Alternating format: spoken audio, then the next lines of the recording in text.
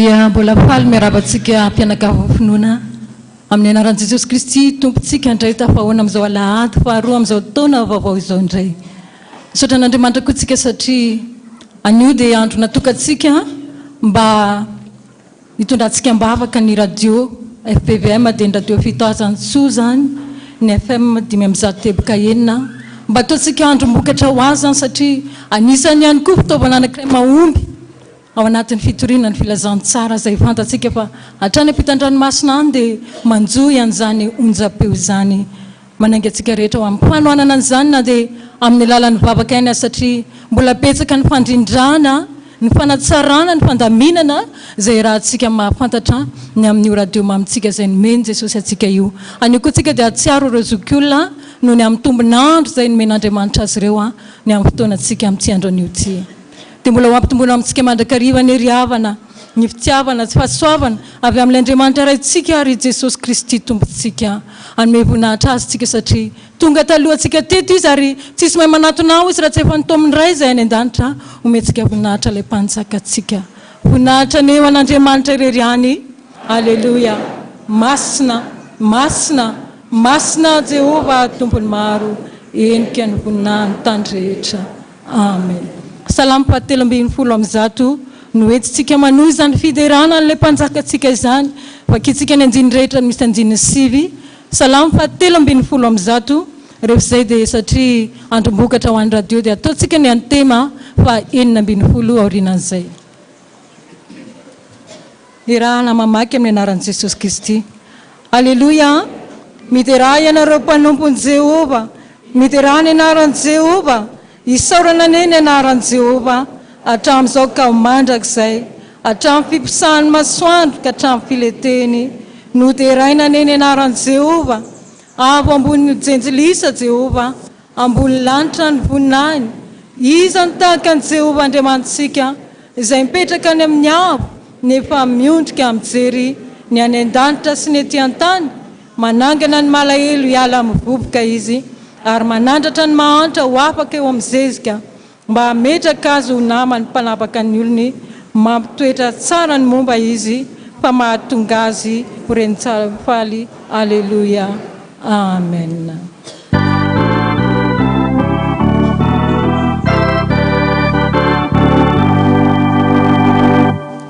Isaurana, isaura,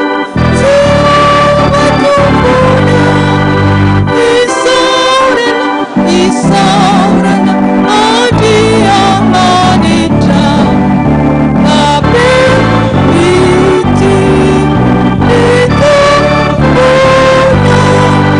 mancangasi pamitra,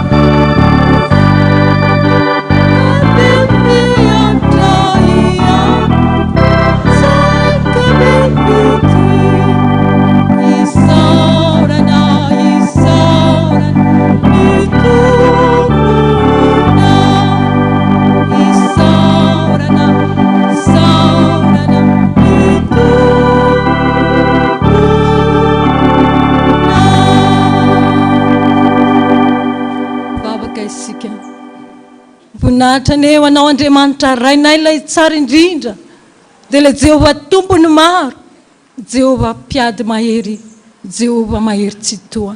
Mideranao zay ary misaotra anao araka izany tononkira izany noho ny ampitiavanao tokoa satria lehibe mpamindra fo ilay mijery sy mitsinjo anay mandrakariva ianao. Andriamanitra mihevitra anay inona moa izay zanak'olombelanao mangina ao anay izay tsy mahay afa-tsy ny manoty aty ambany masoandro nefa tompo mbola mamangy anay foana ianao. Misaotra sy mamay voninahitra anao izay amin'ity ora sy fotoana ity indreo ny vahoakanao izay nitominao tany amin'ny tokantrano nisy azy avy ihany. Matoky sy mino tompo fa efa nandray tanana azy teo ambaravarana ianao manoloana izao fiankohofana sy fiarabana ary fanomezam-boninahitra anao izao. Misaotra anao amin'ny alalan'i Jesosy Kristy mpanjaka izay efa Andriamanitray ary mpamonjinay efa hatramin'izay ihany koa manoroka ny tongomasonao izay Jesosy. Manome voninahitra anao satria ianao ny niavian'izao rehetra izao, ianao ny miazona izao rehetra izao sady ianao koa no antony izao rehetra izao. Misaotra Jesosy. Nomenao anay ny tombonandro-pahavelomana. Narovanao tamin'ny loza sy ny ratsy rehetra izay.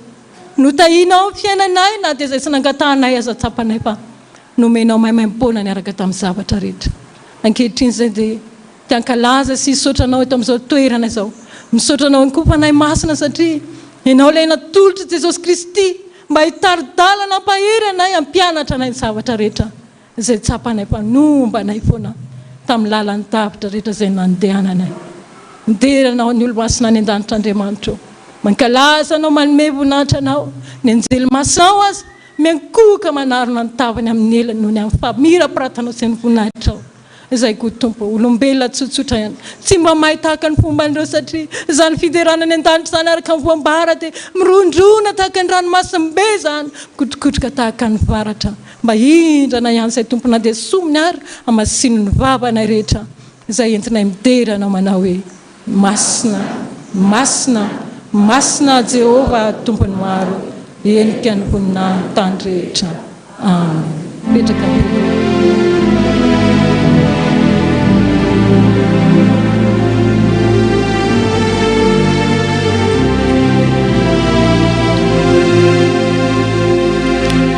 dia araka izany mialohany irosotsika amin'ny sitrapon'Andriamanitra sady ten'Andriamanitra raha teo izay hoetiny mpanompony izay mpanompon'Andriamanitra eto amintsika ihany.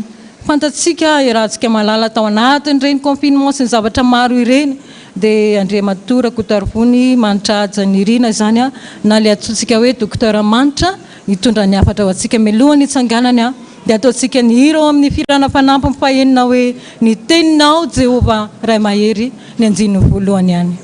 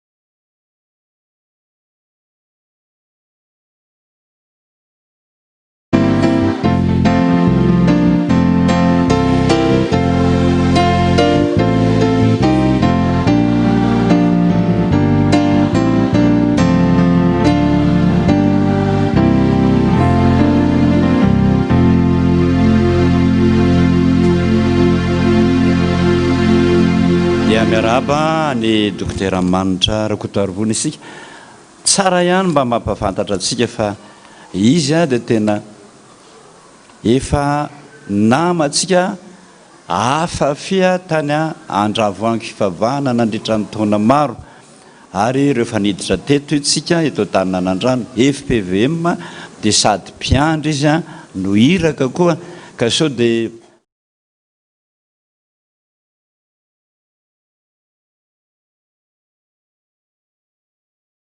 any mpiangonany ka dia mba tongeto izy hoa mba miarahabantsika rehetrarehetrarehetra dia mba raisam-panajana izy ho voninahitra Andriamanitra.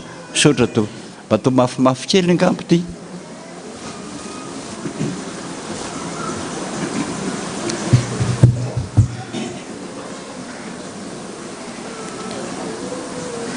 mbola manjoy hatrany ny radio fiotazatsoy tsika tompoko eo amin'ny FM 5 teboka enina dia mirabantsika rehetra mbola mitoy ny fandaharana ary dia misaotra ny teknisianina mampitany feo hatrany ampitan-dranomasina any ho anareo manaraka amin'ny Facebook dia miaraka aminareo amin'ity marain'ity ny mpanompon'Andriamanitra izay efa fantatrareo fa hitondra ny tenin'Andriamanitra saingy izao iresaka manokana momba ny amin'ny radio isika amin'ity anio ity ka na tsy mahita soratava raha fa miaino ny sofina dia efa mety amintsika rehetra zany alohan'ny hanoizantsika amin'ny fandarana dia hivavaka aloha isika tompo Andriamanitra eo tonga toko ny fotoana iresahana iny amin'reto mpanomponao izay miazakazaka atao anatin'ny onjam-peo reto mino somatoko izay fa efa nomenao hery izy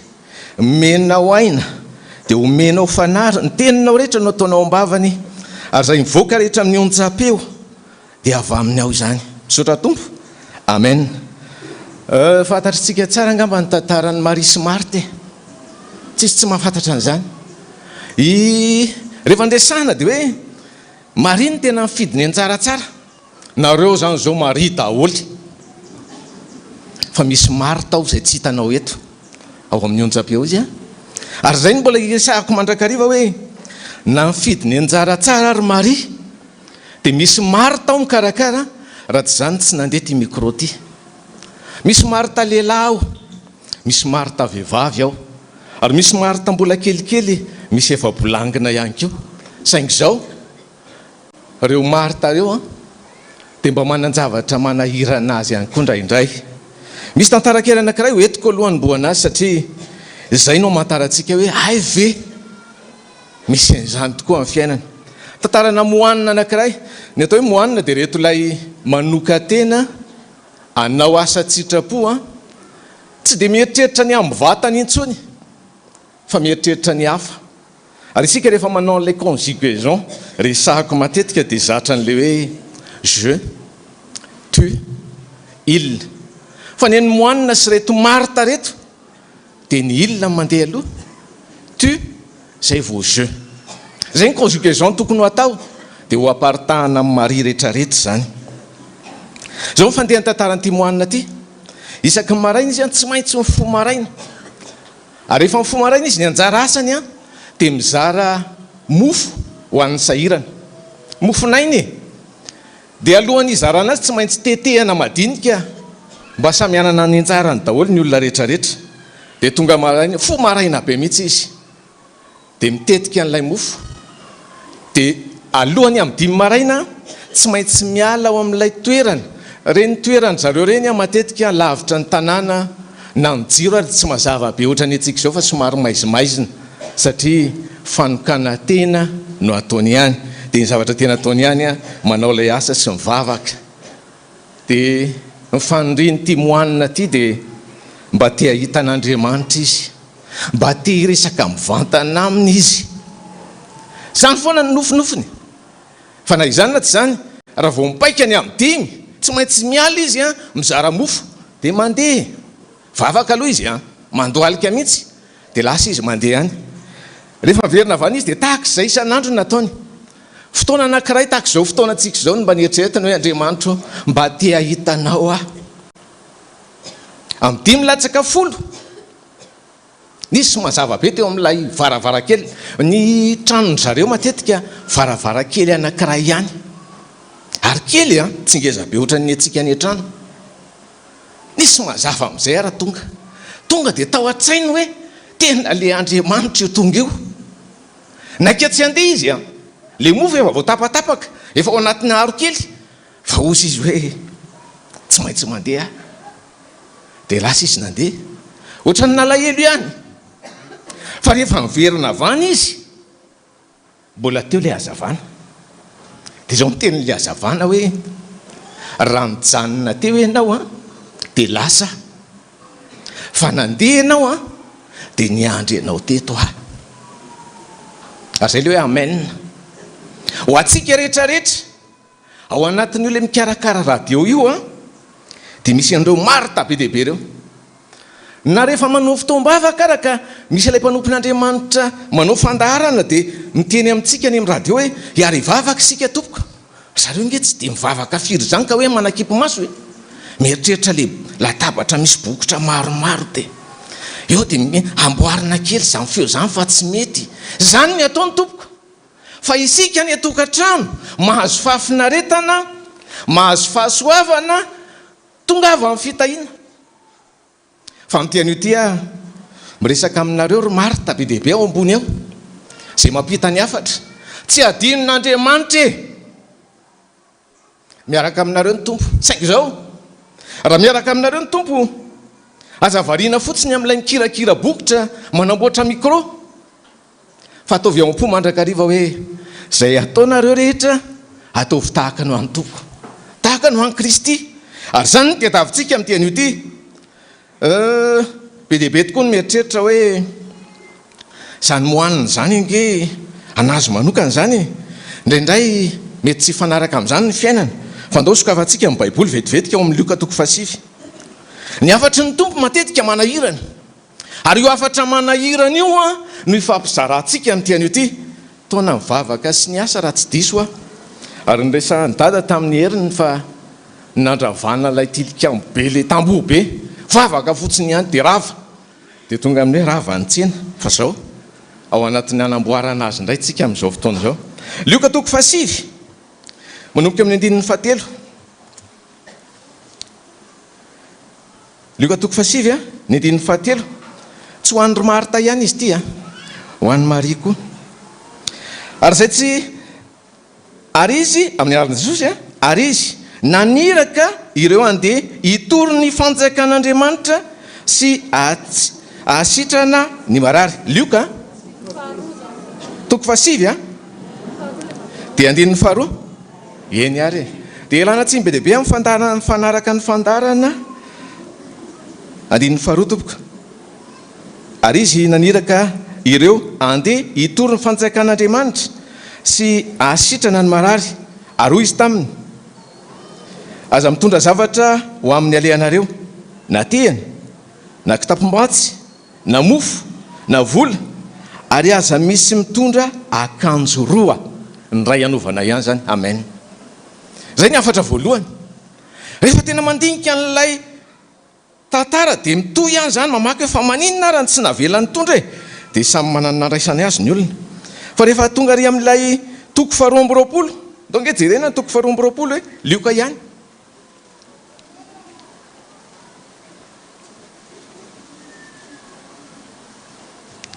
Dia ny 9:30 36.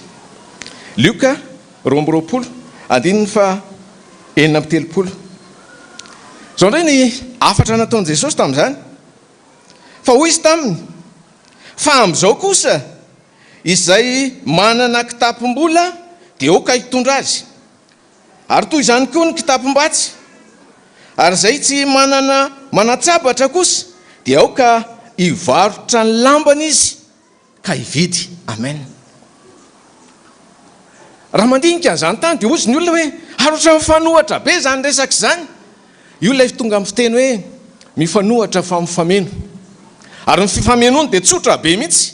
Tsy resaka lava be tsika amin'ny teny ity satria fandaharantsika mbola maro, ny marainantsika mbola mitohy dia ho resahako fohy aminy hoe ny sitrapon'Andriamanitra manana fotoanany amintsika rehetrarehetra. Izy tokoa moa ny eritreritra hoe rehefa ny am-piangonana izany dia anao arotava. Ny sasany ary ny orona mbola mivoaka. Zany le manahirany fa tsy maintsy napetraka kosa ny amin'izao sisy zao na makany am-piangonana ary ianareo dia ataovy akanjo fianjaika ny arotava. Zava-dehibe zany. Raha samy mandinika isika ny tantaran'ny Néhémia. Tantaran'ny Néhémia dia mipetraka tsara mihitsy hoe ay ve sady mivavaka no miasa. Ary zany no ataontsika amin'izao fotoana izao. Ny fanoentanana ho atao dia tsotra ihany. Ho antsika rehetrarehetra manaraka ny onjam-peo amin'izao fotoana izao. Tsy mahatiatiko ianao na tsy tonga eto amin'ny tempolin'Andriamanitra ary. Fa ilay Andriamanitra mijery anao isa-maraina dia ho anilanao mandrakariva. Saingy izao azo atao menatra izy ny amin'izay ataontsika. Ny zavatra atao rehetra dia nitenena hoe atao tahaka no an'i Kristy. Jereo tsara ny tamin'ny andro Nehemia, any amin'ny boky Nehemia any zany, dia rehefa tonga ny an-trano sika mamaky azy, tsy afaka maky an'izany lavabe tsika satria voafetra ny fandarantsika amin'ity anio ity. Dia izao no anaovantsika azy, ho tantaraiko fohy tamin'izany hoe nanangana n'ilay zavatra rava. Tepolo io, manda io, zay andraisanao azy tsy maninona, fa ho anatintsika rehetrarehetra ao misy izay zavatra rava zay, zay tokony ho atsangana indray. Ary rehefa tamin'izany dia rehefa andresana eo amin'ny andininy faraika amby folo amin'ny Nehemia toko faefatra, misy an'izao teny izao amin'ny hoe ary zay nandrafitra ny manda sy ny mitondra entana izay nanangona ny korotam-bato sy ny tany dia samy niasa tamin'ny tanany anankiray, ary ny tandefona kosa ny tanany anankiray. Zany hoe rehefa miasa tamin'izany fotoana izany dia ny tanana ray mitana fiasana, ny tanana ray mitana sabatra, ary io ilay sabatra dia efa haitsika ilay nitenenina any amin'ny Efesiana, ilay sabatry ny fanahy. Tsy adino mihitsy zany hoe rehefa ty ampiasana koa dia adinoko aloha ny asan'Andriamanitra, tsy tompoko. Rehefa ty ampiangonana dia tsy mieritreritra ny asako andavanandro izay nomen'Andriamanitra, tsy tompoko. Ny tanana ankavia mitazona ilay fiasana, ny tanana anankiray mitazona sabatra. Mazava aminao ny tiako tenenina, aza sarahana ny fiainanao ny aminao dia anao ny asan'Andriamanitra ndray aloha e, fa ny asa atao rehetra ataovy toy ny an'Andriamanitra. Mbola itoy ny fandarana fa raha riva, raha manam-potoana ianao, misy ilay fiderana izay rahantsika ao ambony ao, dia mbola ho namanareo amin'izany isika mianakavy, dia mino aho fa tsy ho feno ny toerana fa misy ny anjaranao. Vavaka isika tompoka. Saotra tompo, ny amin'ny afatra nampitondrainao, izay ny azo natolotra Andriamanitra, ianao mahafantatra ny mahasoa anay, izay tokony ho tadidinay, saingy mahatoky aho fa ny teny rehetra nomenao ahasoa anay izany. Amen.